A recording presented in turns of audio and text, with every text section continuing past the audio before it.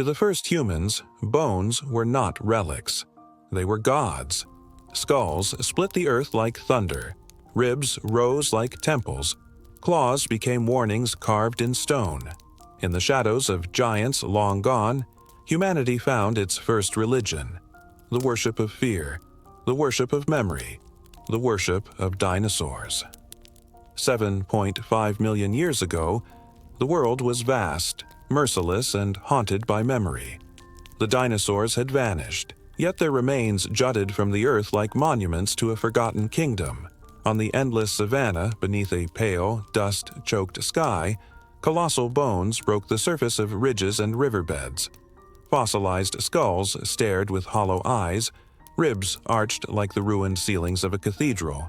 Claws protruded from stone like daggers left by gods. To us, they are relics of another age.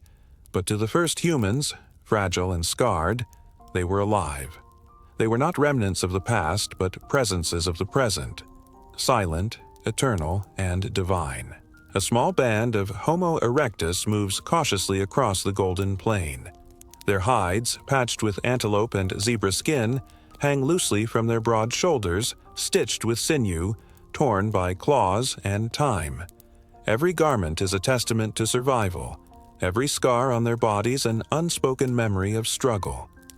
They clutch stone blades bound with fibers, crude clubs hardened in fire, their knuckles white from gripping so tightly. Their eyes dart across the grass, sharp but weary. They do not see only lions or hyenas lurking in the shadows. They see the earth itself as a hunting ground ruled by spirits older than storms, by gods whose bones still rise from the soil. They come upon a ridge where a skull lies half buried in dust. Its teeth are jagged, its hollow sockets fixed on eternity, its surface polished by centuries of wind. The tribe halts, silent, their breath caught in their throats. The matriarch, scarred and strong, steps forward. She kneels, pressing her forehead into the dust. The others follow, their guttural cries echoing low, trembling, almost reverent. Children cling to torn hides, their eyes wide, their small hands shaking. The matriarch scoops mud from the ground, smears it across her chest, raises her arms toward the skull, and cries out. To her, this is no fossil. It is a god staring down upon them, demanding recognition. Fear becomes worship. Worship becomes law. And law becomes survival. At night, fire burns inside a cave. Shadows leap across the walls, twisting bones into titans. The elders, their faces marked with ash, their hides frayed and ragged, raise their arms to the flames. Their guttural chants rise into the night, sharp and rhythmic, punctuated by gestures that cut the air. On the walls, the firelight turns cracks and markings into monsters. Dinosaurs stride across the stone, roars conjured in the crackle of flame, storms rumbling through chants. The children shrink back, their faces half hidden in hides, but they cannot look away. For in the stories, bones come alive. Gods rise again. Worship transforms fear into something greater, the first covenant of humanity with the earth itself. But the gods are not silent. The savannah answers. From the tall grass, a saber-toothed cat emerges, its fangs gleaming like moonlit ivory, its eyes burning. To the humans, this is not merely predator. It is the god made flesh, the skull walking again. Panic surges, but they do not scatter. They rise, trembling but united, their clubs shaking in their hands. The beast lunges, claws ripping hides, blood spraying into the night. Cries tear the air as children are pulled back into the cave. Warriors strike, their guttural roars rising into thunder. Clubs crash against bone, stones cut into flesh. Blood spatters across the skull of the fossil as the cat retreats, limping into the darkness.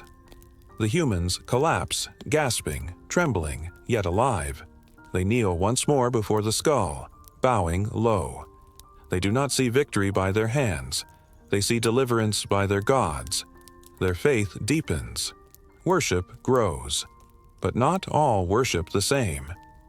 Across the misty plain, another band approaches.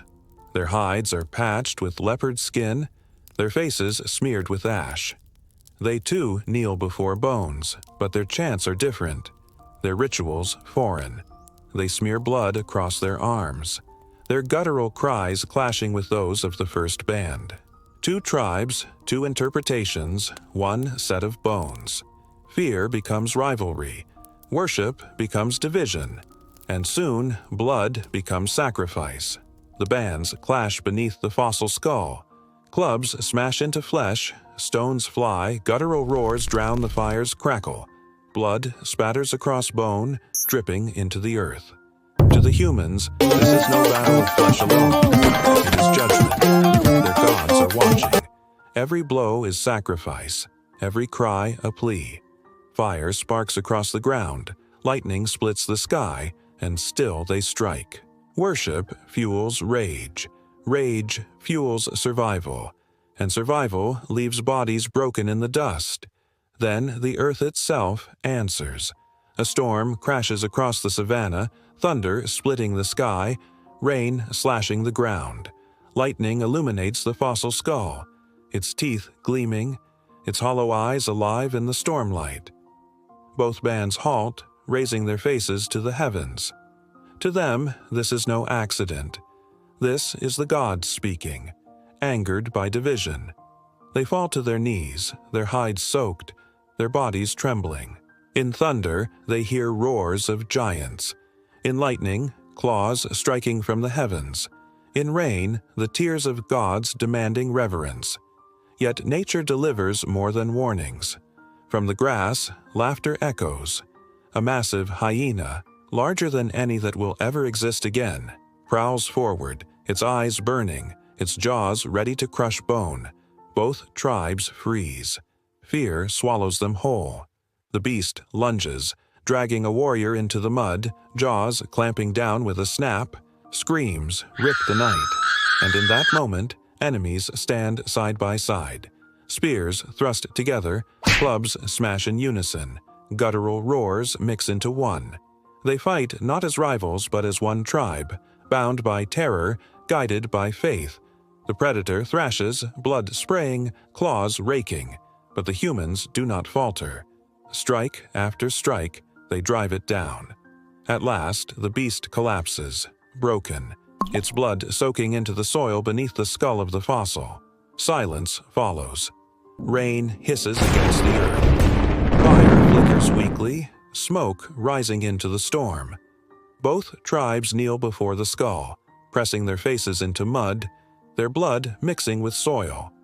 To them, this is not their triumph. It is the will of gods. Proof that dinosaurs still rule in spirit, shaping fate long after flesh has vanished. Together, they carve new marks into the cave wall. Beside the silhouette of the dinosaur skull, they etch the form of the hyena. Myth grows layer upon layer. Bones are no longer only relics. They are a bridge between past and present, gods demanding story, sacrifice, memory. At dawn, the survivors rise. Their hides are patched, their wounds bound with leaves and mud. They march into the horizon, the skull looming behind them like a temple. Ahead, mammoths graze in mist, colossal silhouettes moving across the earth. The dinosaurs are gone, but they live on, not in flesh, but in worship. They are gods carved from memory, guardians of the fragile, punishers of the arrogant, protectors of survival. Humanity learns not only to fight, but to kneel. In bones of giants, they discover faith, and faith will outlast them all. This was just one step in humanity's ancient journey. More beasts, more battles, more legends await. Subscribe and ring the bell so you do not miss the next chapter. Share this story, and together, let us make this channel stronger. And if this tale moved you, wait until you witness the creature that even the mightiest feared.